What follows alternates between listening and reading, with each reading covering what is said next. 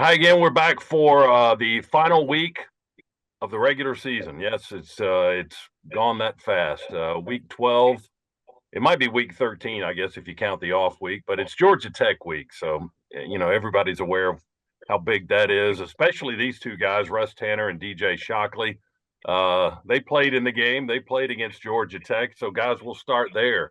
What's the meaning of this game for you guys personally in this big, long, traditional rivalry between the Bulldogs and the Yellow Jackets? Well, I think it means everything. Obviously, when you play a school that is as close in proximity as Georgia Tech is, and I remember growing up, coming up in high school, and you probably went to a bunch of camps or you went to maybe even school with dudes who went to Georgia Tech. I got friends who still, went there. It just means a little bit more because the Yellow Jackets, you know, as you can see, it's making my face frown up now just talking about him. But it's always that rivalry that you look forward to because you want to have bragging rights for the next full year. And I have friends that if they ever get a chance to say they have beaten Georgia, they will not let up. So it means a lot to be able to get this win. And obviously, it being so close to home, it's a must that the Dogs get this win. It always felt that way.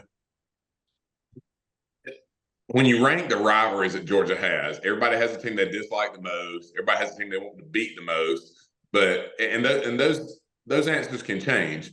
But almost universally, as Georgia fans, if you ask the question, who do you want to lose to the least? It's Tech. And I think we all feel that. And Shock, he talked about being recruited. When we were being recruited, Tech was still a good football team, a good program that was beating Georgia some. So, for us in particular, one thing that Shock and I have in common with these current guys on the team is we never lost to Tech, and that was one of the things that we hold on to with a ton of pride. Is we brought the state championship trophy home every single year we were there. Mr. Shelton Stevens, God rest his soul, gave us that Governor's Cup every year. And there's a portion of the fan base now that says we shouldn't play Tech. It's not worth it. Forget that, man. It's sweet to beat Tech. The way the schedule is set up and where this game falls, it's also huge for postseason implications. I mean, you don't want to lose a game this late in the season, because that's going to pummel you down the rankings and the polls and all of that. So not only does it have an emotional carry, I mean, it's got that to go with it too. It's very important for what you want to do the rest of the season. Yeah, and one other thing that I noticed when we played Georgia Tech, the octave on your voice, it gets a little bit harder, gets a little bit louder. It means a little bit more to you, Scott. I think as well too, because I can hear the excitement in your voice every time the Dogs make a play that goes up just a little bit more than we have with all these other games. Well, I went to Georgia, so this is my school too, and I want to win this game like all the fans do, and like you guys do, and hopefully the players on this team know the importance. I think they do. I think that's ingrained in them by the coaching staff, and you guys would know that. What is it like from the coaches when you get to this week? What are they telling the players about the importance of this game? Is it just this is the next game on the schedule, or is that all bull crap? Well, I think Kirby probably does a phenomenal job of publicly talking about it's just another game on the schedule. But it seems like every year we were there, Coach Rick and his staff would do something fun to remind us how much we should hate Tech. I won't ever forget. I'm pretty sure somebody can correct me, watch if I'm wrong. They brought in Mr. Leroy Dukes one year, and he had a little grocery bag. And he comes out there on the practice field, starts talking about the Tech rivalry and back when he was playing, how important it was. And he took a Tech hat out of the bag, and he had some kerosene, and he lit it on fire and dropped it on the practice field and said that he was not even going to relieve himself on that hat to put the fire out. That's what he thought about Tech. So there's a hatred, good old-fashioned hate that comes in when you play those boys right down the road. So it's special, man. Like, stuff like this is why college football is so much fun.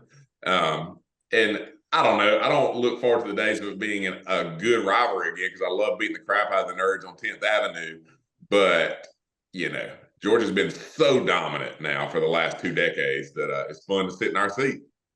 Scott, the one thing that comes to mind for me, I remember Coach Rick every year Obviously, like Russ mentioned, he would, Sheldon Stevens would come in and explain the importance of it and show us the Governor's Cup and all that kind of stuff. And we always knew Sheldon had a little, he loved Georgia just a little bit more than maybe he loved Tech. And he would be professional about it. But we knew he really wanted to come in our locker room after the game to give us that Governor's Cup. But I remember after going into every ball game, Coach Rick would tell the senior class, "Don't let your senior class be the class that loses the Tech." And he was like, "Oh, I don't want to be known for the class that lost to Georgia Tech." So he made sure every year that senior class knew, and the last 4 or 5 classes before you never lost to Tech. So don't be the class that loses to Tech. So as a senior, that was ingrained in your brain, like, don't you break that streak. Don't you be the one that loses and say, "All right, y'all remember that 2000 whatever class, they lost to Tech, but you guys make sure you don't." So we made sure that that was front and center, and Coach Rick made sure we absolutely remember that. That's a heavy burden to bear. You don't want to be that. You don't want to be that class, as you point out. Let's talk a little football. Why does Georgia win this game, or why should Georgia win this game, in your opinion? We're a lot better than they are in every aspect of the game, just talent wise. I think Tech has a good coach there now. By the way, they obviously had a few misses in there. Coach Johnson, it is what it is with the attack they ran. They'd always present challenges. But the talent gap grew so wide during Coach Johnson's tenure because they couldn't get NFL guys to play in that system. And then, the Coach Collins era came, didn't really see them turn the tide. Brent Key seems to be a different guy. And Kirby, in his comments this week, just said, as Coach Key recruits more, Tech will get better. And I believe that. But right now, the talent gap is too wide. Georgia would have to absolutely lay an egg this weekend, turn the ball over, mistakes in special teams, really, really mess up the turkey to not beat Tech, because just quite honestly, we have way better players than they do right now. I agree. I think when you look at man for man, you look at the positions, you look at the matchups, and you say, well, that should favor Georgia. This game should favor Georgia. Obviously, Haynes King has played, kind of phenomenal this year for them, coming over as a transfer, and has been kind of the catalyst for it. Georgia Tech is going to get, a bunch of Georgia guys to help their program. I mean, Buster Faulkner is their offensive coordinator, who was with the Dogs the last few years. Brett Seether, the tight end, who's got freaking 6 receptions on the year and got 4 touchdowns. And, that tells you, hey, they want to get him the ball in the red zone. Everybody remembers Don Blaylock, who's over there. But you just think about every position group, and you say, okay, how does Georgia match up to Tech in that position group? You say, well, that favors them. You look at how they played this year, the consistency in which Georgia has played with week in and week out. It kind of bodes well going into this ball game. Tech has kind of been up and down. They've been, win one, lose one, win one, lose one. And it just shows you the inconsistency, losing to a Bowling Green, a game at home that they probably shouldn't have, and then go on the road and, beating the North Carolina. I mean, those are just the inconsistencies you have. And when you play a team like Georgia, that's #1 in the country, that stresses the details of the game, they will absolutely put you on skates when it comes to 4 quarters of having to play really solid football, and Georgia Tech hasn't been able to do that. So let alone the personnel, you just think about how each team has played this year, and Georgia is easily the better team. We haven't really seen, any letdowns by Georgia this year. You always talk about that during the year, and you can't get up for every big game, and there's going to be games that you kind of flatline and you maybe have a letdown. We haven't really seen that. Maybe a play or two here or there. Case in point, the opening play against Tennessee last week. But after that, I mean, it was Georgia domination. Did anything about last week's performance surprise you at all, or is that kind of what you expected in Knoxville? I'll say this. As that play happened in Knoxville, they go one play, 75 yards, and it's going absolutely bananas in Neyland Stadium. And I'm walking up and down the sideline, and nobody batted an eye. Nobody flinched. Nobody looked a certain way. Nobody said, oh, my goodness, I can't believe this happened again. Everybody looked at it and said, okay, that happened. We're used to them scoring on the first drive or what it may be, but we just don't respond. And I thought that was the most telling thing of the game was when that happened, when that was a shock to the body of the entire team on the sideline. And as I walked up and down the sideline, nobody kind of batted an eye like, you just make you see everybody say, oh, okay, that was a good play. Now it's our turn to go do it. And then you go and you unleash 24 straight on them, and you end up dominating them and clearing out the stands, which was, really cool to watch. But I mean, just think about the record they got in the SEC over the last 3 years, 24-0. How unbelievable is that to do it inside the SEC, and you do it year in and year out? And I think it's a great caliber to talk about how Coach Smart and this staff continue to keep these guys like laser focused week in and week out, and they never allow these guys to look forward, never allow these guys to look back on what they did. They focus on the here and the now every single week. And I hear Kirby talk about it pregame, halftime, and you can see why. And the even more remarkable thing is, Russ, we've been there. We've been 18 to 22 years old, and it's so easy to be distracted. It's so easy to be even more distracted now where you have social media. You got so many people patting you on your back, so many people loving on you for you to have that complacency. But somehow, some way, Coach Smart and their staff keeps those guys locked in and week out. And ultimately, that's why we're sitting here talking about the Dogs going 12-0 again for another regular season. Yeah. Kirby's different, man. Like we talk about that, and we try to kind of quantify how Georgia's got to where they are, and we can't do it. You can't really explain why this team is as good as they are every single week. The Tennessee game, it's almost comical giving up that early touchdown now. And the way we did it in that one, right up the gut, dude, that dude can fly, by the way. Whoever that number 0 was for Tennessee, he could fly. But after that, it was just a surgical beatdown of a good Tennessee football team. The past few years, it's kind of like we just absolutely overwhelm everybody and just absolutely dominate every phase of the game. It's just more of a surgical attack right now. I was looking on Twitter, and I think Pat 40 or somebody was tweeting about it. It's like Georgia gets the ball back, Carson Beck's on the money, they run the ball well, touchdown. 2 minutes later, rinse and repeat, same thing, another touchdown for the Dogs. So, I don't know how Kirby keeps those guys as locked in as he does. And to Shock's point, the amount of distraction is crazy. We were distracted when we played 20-something years ago.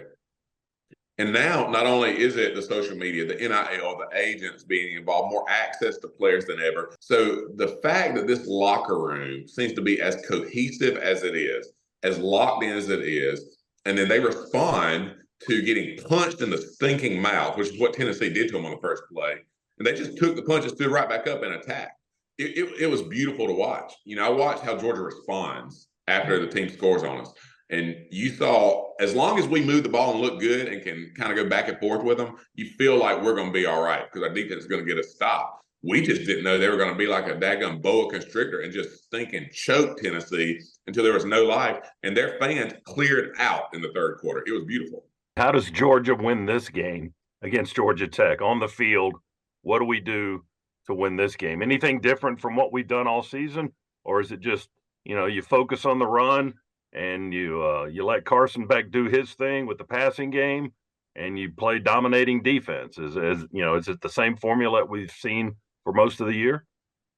God, that what you just mentioned, rinse and repeat, like Russ just said. I mean, you're 12 games in this thing. The identity of who Georgia is, that ain't gonna change. And it ain't gonna change this week when you're playing against Georgia Tech. And Russ just mentioned it. Yeah, defense gave up some plays here and there, but once you get into that second half, ain't no more of that. They shutting that all down. And I talked about the stat last week. Coming out in the third quarter, they have outscored their opponents 124-16. That's unbelievable. I mean, that's just ridiculous how you just, put the clamps on people and say, all right, you have no more hope. And that's what they've done all year long. And the efficiency on offense makes it hard on other teams because they're going to go down, they're going to score points. And I think the biggest thing this year is you're scoring more touchdowns. You're not just kicking field goals. You get into the red zone, you're scoring touchdowns. I think you're top 6 or something in the country in red zone conversions, and you're scoring touchdowns. And I think that's what's mattered. The run game has came on the last few weeks, which you like to complement the pass game. Big boys up front are roll grading dudes. They love to get into that, deep part of the ball game where you got to put it on their shoulders. And then every week it seems like a different dude's making a play on offense. And one week it's Jackson, one week it was Ladd, Brock comes back, catches a touchdown after he get hurt. This past week, Dylan Bell comes out and does everything. I mean, when you scout this team, you say, okay, let's take away number 19 for sure. Let's try to be decent against their rushing attack. But then, okay, here's Marcus outside. Here's Dylan Bell. Here's, Oscar Delp catching passes. You got dudes all over the board that can make plays. Rah, Dom. I mean, it's just so many dudes who can make plays for you. And Carson does a good job of distributing the football. So I think it's rinse and repeat because you can't account for every single guy on offense. And then Georgia defensively is so fast, so athletic. It makes it hard to run east and west, and it's hard to run the north and south. So what do? You try to get the ball out fast with quick screens. Sometimes it works, sometimes it doesn't. But this has been the key all year long is be who you are. So it hasn't been much about the opponent. It's been about how well can you execute on all those three phases. Yeah, and I think just listening to Shock talk, it hit me a little bit, talking about all these guys stepping up. The secret sauce that seems like the Kirby has figured out with this team is the amount of competitive dudes that are lining up every single position. And there's no time for complacency because it's hard to play at Georgia, by the way. It's really hard to play there. At the game this past weekend, I sat right behind Jalen Walker's family. Is where we're at in the States. I was talking to them. And Jalen Walker has been a dude for Georgia. And he's getting on the field, 25, 30% of the time. And that's not a knock on him. It's just a matter of there's so many other guys there that are also deserving of playing time. You on offense, there's probably 10 guys we could rattle off, like Shock just did, who want the ball.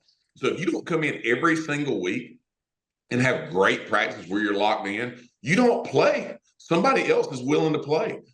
One of the biggest things we haven't talked about this year is how good this team has been with injuries happening. And the team's not skipping a beat right now. And I think the atmosphere of competitiveness that's been created over there in that building right off of Lumpkin Street has changed the tide for this program. And Carson Beck, have we seen a better third down quarterback than Carson Beck, by the way? When third downs come, if it's not 3rd and 20, you feel like we're going to get it. And I think we're like number 1 or 2 in the country. It's a super high number, which is getting third downs done. So if you're good on third downs and you score touchdowns in the red zone, you're a hard team to beat. And Georgia's done that at a level that we really, quite honestly, I don't remember us ever seeing before.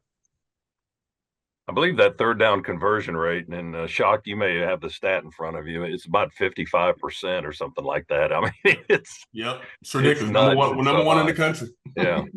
Yeah. All right, guys. Thanks so much. It's a big week for Georgia. Next week's a big week for Georgia, so they're all big from here on out. But this is the one that matters the most right now in this particular moment. Georgia and Georgia Tech, 7:30 Saturday night in Atlanta. Our coverage starts at 3:30 here on the Bulldog Sports Network. Guys, we will see you next week. Thanks so much for your thoughts and your analysis and the breakdown of this one. Georgia and Georgia Tech, go Dogs. Go Dogs.